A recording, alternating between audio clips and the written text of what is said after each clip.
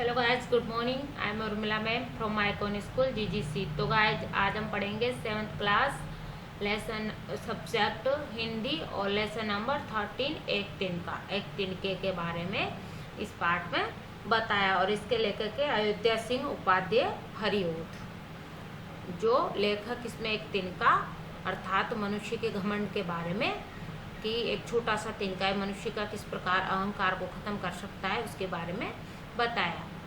मैं घमंडों में भरा ऐठा हुआ अर्थात मैं घमंडों में भरा ऐठा हुआ एक दिन था मुंडेर पर खड़ा। एक दिन था जब मुंडेर पर खड़ा अचानक दूर से उड़ता हुआ एक तिनका आंख में मेरी पड़ा। एक तिनका आंख में मेरी पड़ा अर्थात इसमें कवि अपने आप को संबोधित करते हुए कहता है कि मैं घमंडों से भरा हुआ ऐठा अर्थात मैं अपने आप के अंदर बहुत घमंड रखता हुआ और ऐठता हुआ एक दिन जब अपनी ही छत के ऊपर मुंडेर पर छत पर खड़ा हुआ था तो अचानक कहीं से एक कचरा आता, दूर से उड़ता हुआ एक तिनका आता है, एक कचरा आता है और आंख में मेरी पड़ा अर्थात आंख में आकर गिर जाता है। तो इसमें कवि कहता है कि घमंडों से भरा ऐठ से भरा हुआ था अर्थात बहुत घमंडी स्वभाव से और अपनी घर की छत पे खड़ा हुआ था तो अचानक ऐसे हवा के साथ एक कचरा आता है और उसकी आंख में आकर गिर जाता है। मैं झिझक उठा हुआ बेचैन सा, लाल होकर आंख भी दुखने लगी।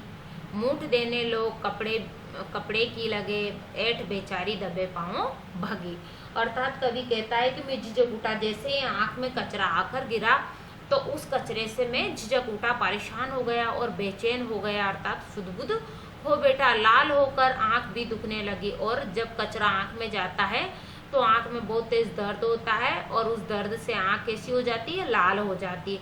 मूठ देने लोग कपड़े की लगे और उसके लिए कचरा निकालने के लिए आंख के दर्द को रोकने के लिए क्या किया जाता, मूठ देते, जैसे कि कोई कपड़े को मुंह से गर्म हवा देके और उसको फिर आंख के ऊपर रखते हैं जिससे क्या होता है आंख में थोड़ा आराम मिलता है। तो मूठ देने लोग कपड़े की लगे अर्थात लोग मेरी आंख की सिकाई करने लगे। ऐठ बेचारी दबे पांव भगी और जो मेरे अंदर ऐठ घमंड थी वो दबे पांव भगी अर्थात चुपचाप मेरा घमंड निकल गया। इस तरह कचरे ने मेरी आंख में आकर गिर के इस तरह से दर्द हुआ कि मेरी जितनी भी ऐठ थी अकड़ थी वो अपने आप ही चुपचाप निकल गई, दबे पांव भग गई।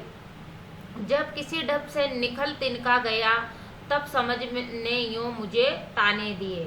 ऐठता तू किस लिए इतना रहा, एक तिनका ही बहुत है तेरे लिए अर्थात जब किसी ढब से अर्थात जब किसी तरकीब से वो तिनका मेरी आंख से निकाला गया तब समझ ने यूं ही मुझे ताने दिए अर्थात तब मुझे समझ आया, मुझे विचार आया ऐठता तू किस लिए इतना। तब मुझे मेरा मन मेरे से कहने लगा कि तू इतना ऐठता क्यों, किस बात का घमंड करता है, किस बात का अहंकार करता है। एक तिनका ही बहुत है तेरे लिए अर्थात एक तिनका ही काफी है तेरे लिए, एक छोटा सा तिनका ही बहुत है तेरे लिए, तेरी ऐठ निकालने के लिए, घमंड को खत्म करने के लिए। इसलिए इंसान को किसी भी बात को छोटा नहीं समझना चाहिए। जिस प्रकार एक छोटा सा तिनका हमारी आंख में गिरने से हमारे सारा संतुलन बिगाड़ सकता है, उसी प्रकार जीवन में किसी भी चीज को छोटा या नहीं समझना चाहिए, पता नहीं कब किससे काम पड़ जाए।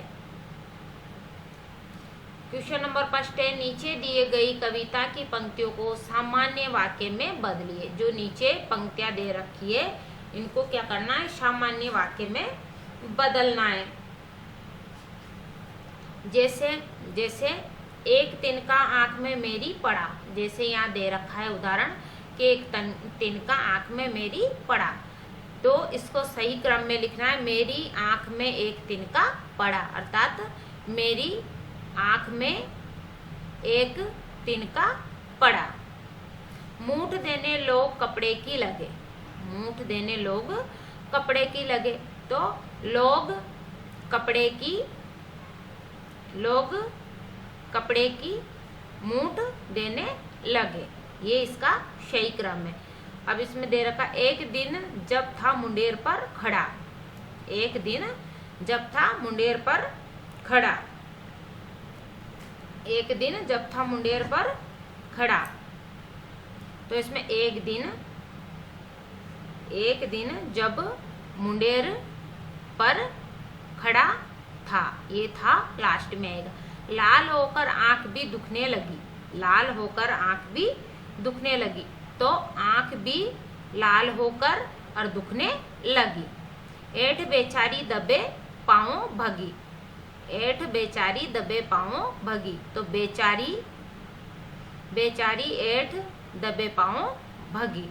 जब किसी ढब से निकल तिनका गया, जब किसी ढब से तिनका निकल गया, तो जब किसी ढब से तिनका निकल गया।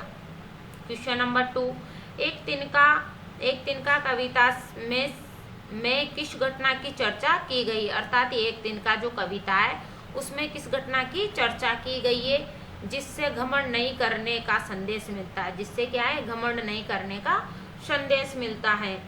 तो इसमें एक तिनका कविता में कवि ने एक दिन की घटना का, अर्थात कवि इसमें किस घटना, एक दिन की घटना का वर्णन करता है। जब कवि क्या करता है, अपने घर की जो छतें हैं उसके ऊपर खड़ा रहता है और कहीं दूर से एक तिनका आता है और उसकी आंख में आकर गिर जाता है, अर्थात अपने जो घर की छत है उस पे खड़ा हुआ था और कवि को के मन में घमंड और अकड़ से भरा हुआ था, उसके मन में घमंड और अकड़ आई हुई थी। तब अचानक कहीं दूर से एक तिनका आता है और आकर उसकी आंख में गिर जाता है, इससे उसे बड़ी बेचैनी होती है। और जब आंख में कचरा गिरता है तो उससे क्या होता है, कवि को बहुत ज्यादा बेचैनी होती है और आंख लाल होकर दुखने लगती है, अर्थात उस कचरे से उसकी आंख लाल हो जाती है और दुखने लगती है। जब तक तिनका नहीं निकल गया उसे शांति, और जब तक आंख में अगर कोई तिनका या कोई कचरा जाता है तो जब तक वह नहीं निकलता तो अपना ध्यान उसी पे जाता है। उसी प्रकार कवि का भी ध्यान उसी पे गया हुआ था।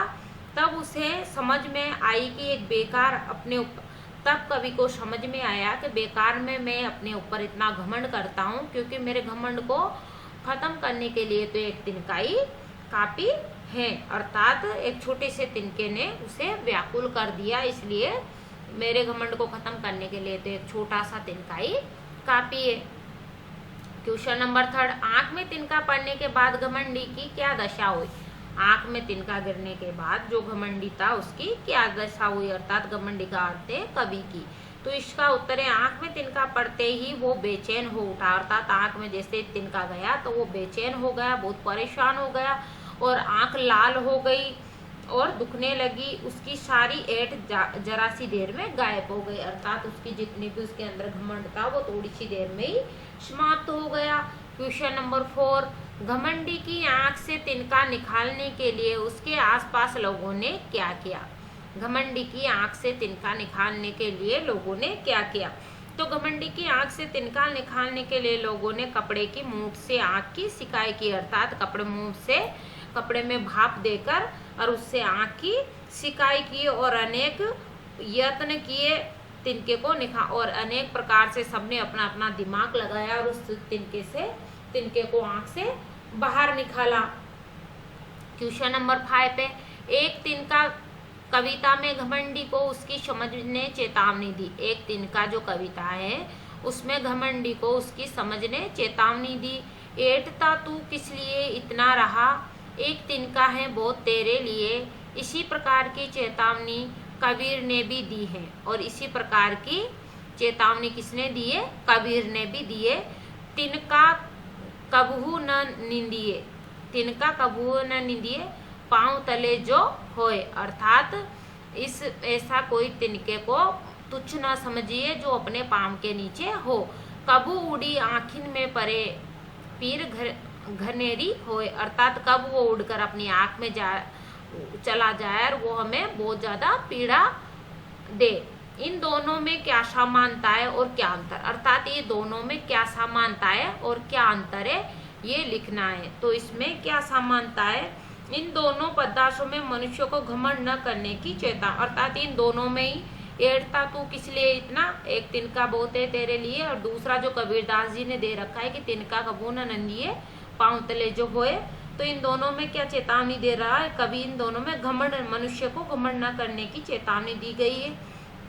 दोनों में तिनके का उदाहरण दिया है और दोनों में ही तिनके का उदाहरण दिया है। अंतर यही है कि पहले अंश में तिनके की शक्ति बताई गई है और अंतर ये कि पहले में जो तिनका है उसकी शक्ति दिखाई गई है और दूसरे में तिनके जैसी तुच्छ वस्तु की उपेक्षा न करने की चेतावनी दी गई। अर्थात पहले में तो तिनके की शक्ति बताई है और दूसरे में जो कबीरदास जी ने दिया है उसमें क्या बताया है कि इसमें किसी भी वस्तु को तुच्छ नहीं समझना चाहिए, किसी को छोटा बड़ा नहीं समझना चाहिए। यही इन दोनों का अंतर है। एक में तिनके की शक्ति है और दूसरे में उसका तुच्छपन, अर्थात उसको छोटा नहीं समझे। यही दोनों का अंतर है। ये पांचों क्वेश्चन आप अपनी नोटबुक में राइट करोगे, लर्न करोगे। अब हम मिलेंगे नेक्स्ट चैप्टर।